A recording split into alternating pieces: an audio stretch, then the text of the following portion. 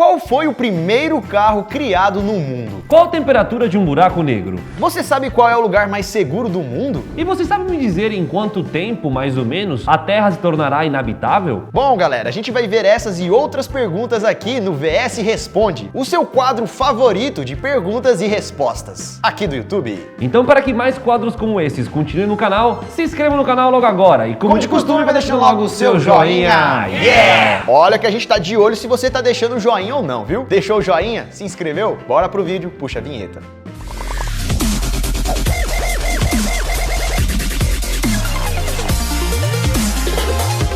Fala galera, beleza? Eu sou o Lucas Bigodinho Marques. Opa galera, sou o Daniel Respondão Molo. E vocês já devem conhecer o VS Responde, né? Um quadro aqui do Você Sabia que a gente seleciona várias perguntas enviadas por vocês e respondemos aqui da melhor forma possível. Então aproveita aí e comenta aqui embaixo a sua pergunta com a hashtag VS Responde. Pode ser sobre qualquer coisa, beleza? Mas tem que ser algo interessante. E agora então vamos para a primeira pergunta.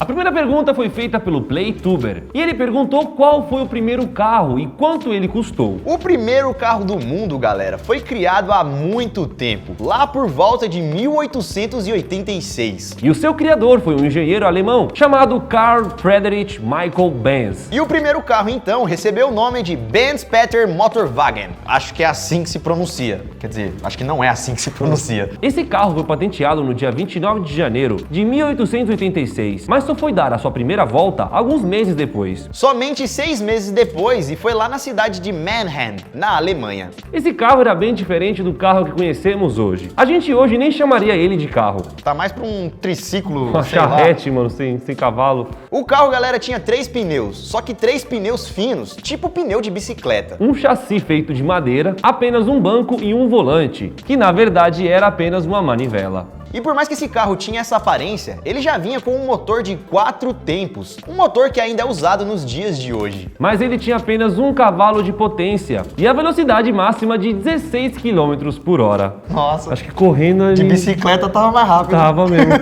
E agora vamos responder a outra pergunta do Playtuber, que quer saber quanto esse carro custava na época. Ele era vendido por 600 marcos imperiais alemães, que hoje em dia seria equivalente a mais ou menos 4 mil dólares. O dólar tá 5, então seria mais ou menos mais de 20 mil reais, galera. Nessa bicicleta com motor. Mas na época, pro primeiro carro, tá até baratinho, né? E você, gostaria de ter esse carro?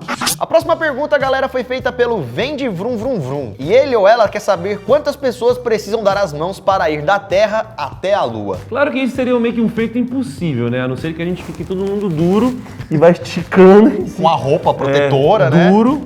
Mas suponhamos que isso aconteça, né? Que todo mundo deu a mãozinha bonitinha e esticou até a Lua. Quantas pessoas seriam necessárias? Bom, antes de tudo, vocês precisam saber que a Lua é o único satélite natural da Terra e o 5º maior do sistema solar. E a distância em que a Lua fica da Terra pode variar de acordo com a sua órbita, mas atualmente ela está a mais ou menos 384.400 quilômetros de distância do nosso planetinha. E para dar as mãozinhas e chegar até a Lua, nessa distância de 300 mil quilômetros, 384 mil? quase 400 mil quilômetros, precisaria de muita, mas muita gente. Sabe quantas pessoas seriam necessárias para chegar até a Lua? Desse jeitinho, né? Tipo ciranda cirandinha? Precisaríamos de 256 milhões de pessoas de mão dadas para ir da Terra até a Lua. Mas será que pertinho ou aberto com a mão esticada? Esse que não sabemos, né?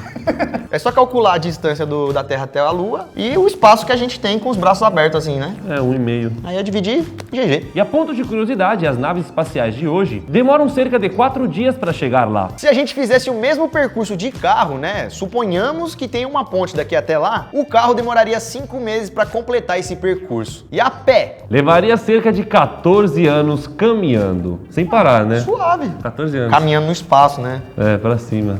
Próxima pergunta é engraçada. Foi feita pelo Aylan Gabriel. E ele perguntou o seguinte: o Daniel pensa em português ou em italiano? Quem é Daniel? Quem é o Daniel? Eu! Bom, para responder essa pergunta é melhor deixar o próprio Daniel explicar para vocês. Mas ó, tem que explicar para quem não sabe que você é italiano, né? É verdade. Pra quem não sabe, eu sou italiano, nascido na Itália e vivi lá até meus 15 anos de idade. E aí então, depois dos 15 anos, o Dani veio pro Brasil e foi aqui no Brasil, lá em Porto Seguro, que a gente se conheceu e começamos os nossos trabalhos pela internet. Por conta disso, então, eu sou fluente em 2 línguas. O italiano, que é a minha língua natal, estudei até meus 15 anos, e o português, que eu tinha aprendido durante as férias, algumas férias de verão, e depois me dediquei quando cheguei efetivamente no Brasil. Tanto é que no começo da escola eu falava várias palavras errado. Qual era o meu apelido? Meno 1. Menu 1. O professor perguntava alguma coisa, né? Quanto que deu aqui o resultado dessa equação? Aí o Daniel...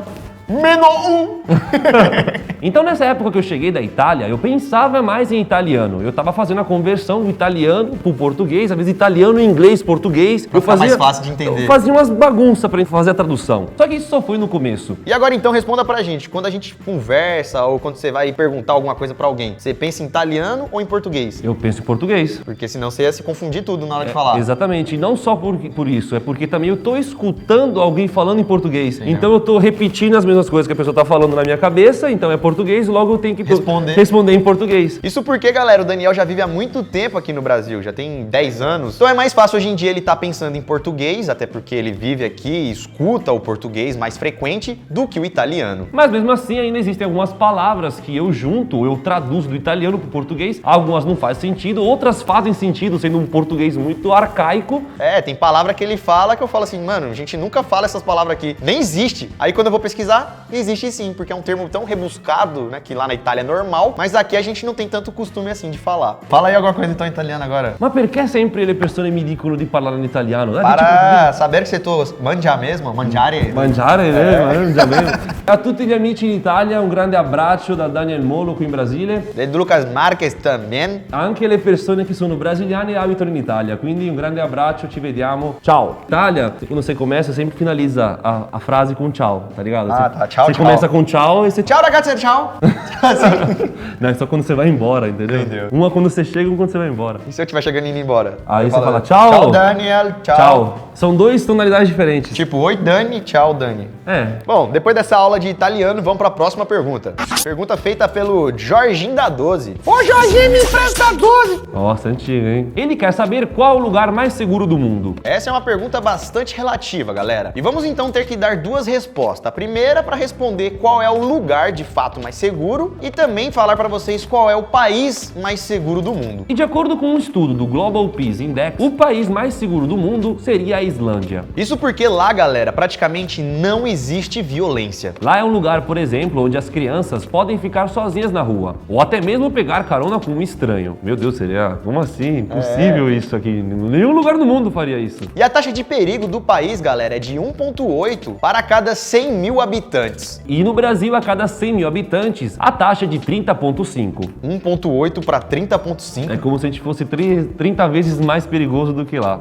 Então, segundo esses dados, a Islândia é um dos países mais seguros do mundo, se não o mais. Mas e o lugar mais seguro? Qual é? O lugar mais seguro do mundo se chama Fort Knox. Esse, galera, é o maior banco do mundo e também o mais protegido. Ele fica nos Estados Unidos e guarda aproximadamente 180 bilhões de dólares em barras de ouro. Mas olha só, oi! O lugar, galera, é cercado por câmeras de segurança, óbvio, cercas, óbvio, arames farpados, mais óbvio ainda. Fios elétricos, tecnologias de primeira, soldados e até mesmo um campo minado. O edifício foi feito todo em granito, para ficar mais reforçado contra qualquer ataque. E eles têm portas anti-explosão que chegam a pesar 25 toneladas. E além de todo o exército e toda essa proteção, os caras têm tanques, helicópteros e mais de 30 mil soldados altamente treinados que ficam revezando para manter aquele lugar o mais protegido e seguro possível. 30 mil soldados? É muita coisa, né? É muita coisa. Nem o Brasil tem isso tudo de soldado. Tipo isso. Brincadeira, galera. Brincadeira. Só que esse é o lugar mais seguro para o ouro. Ele foi feito para proteger a riqueza dos Estados Unidos e não proteger uma pessoa, né? Pois ninguém vai conseguir entrar lá. Agora vamos para a próxima pergunta, que é uma pergunta sobre o universo. Guilherme Belo Santos perguntou qual a temperatura de um buraco negro. Bom, os astrônomos acreditam que os buracos negros são frios, muito frios. Isso porque a temperatura tem relação com o movimento. Quanto mais intenso o movimento das partículas, mais quente é o objeto. E dentro de um buraco negro, o movimento das partículas provavelmente são muito lentas, por causa da intensa e forte gravidade que existe nele. E à medida que o buraco negro aumenta, o movimento no interior dele vai ficando cada vez mais lento. E por conta disso, então, por conta dessa lentidão, a temperatura dele é extremamente frio, né, galera? E você aí achando que era extremamente quente, né? E também há cálculos que dizem que cada buraco negro tem sua temperatura. Mas um buraco negro supermassivo pode chegar chegaram a temperatura de menos 273 graus Celsius. É bem frio, né, galera? Mas é claro que isso é apenas um estudo. Ninguém foi lá, meteu a mão dentro para saber realmente a temperatura. Viu as partículas? Tá lento ou tá rápido? De acordo com as teorias e os cálculos, esse seria o raciocínio. E acho que ninguém quer ir lá verificar de fato, né? Em slow motion ainda, quando você entra... Vai esticando, virando um macarrão.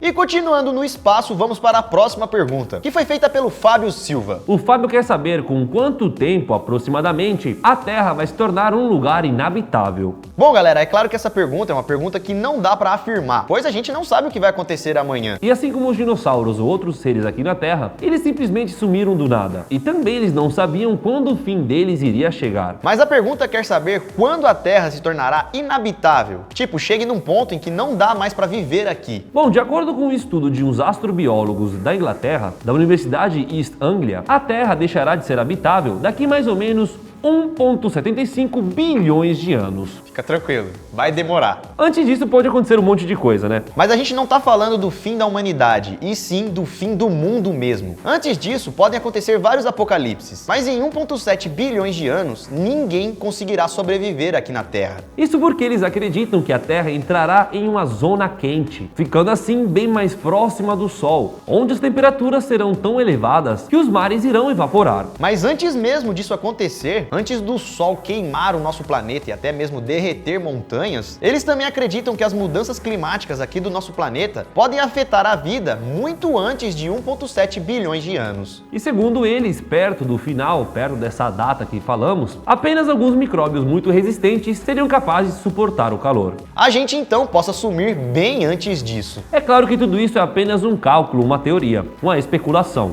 Que é baseado na história do Sol e do nosso planeta. Pois acreditam que uma hora ou outra o Sol vai crescer tanto que ele vai acabar encostando nos planetas. E aí, já era, né? E esse, galera, foi o VS Responde de hoje. Tava com saudade desse quadro? Gostaram das perguntas? Tem uma pergunta inédita, uma pergunta boa, interessante? Comente aqui embaixo. Pois se você gosta desse quadro e quer que ele continue, você precisa então deixar os seus comentários, as suas perguntas, pois só assim teremos mais VS Responde pra vocês. Não se esqueça também de deixar o like e compartilhar esse vídeo para alguém, para algum amigo, para algum familiar, para sua namorada, seu namorado, manda para alguém. Compartilhe com geral, porque além de você estar espalhando conhecimento, você também está ajudando no crescimento do canal, você sabia? E é isso, galera. Siga a gente nas redes sociais, estão aqui na tela. Assista outro vídeo aqui do canal ou aguarde o vídeo que vai sair amanhã. Ficamos por aqui, galera. Isso tudo, pessoal. Valeu!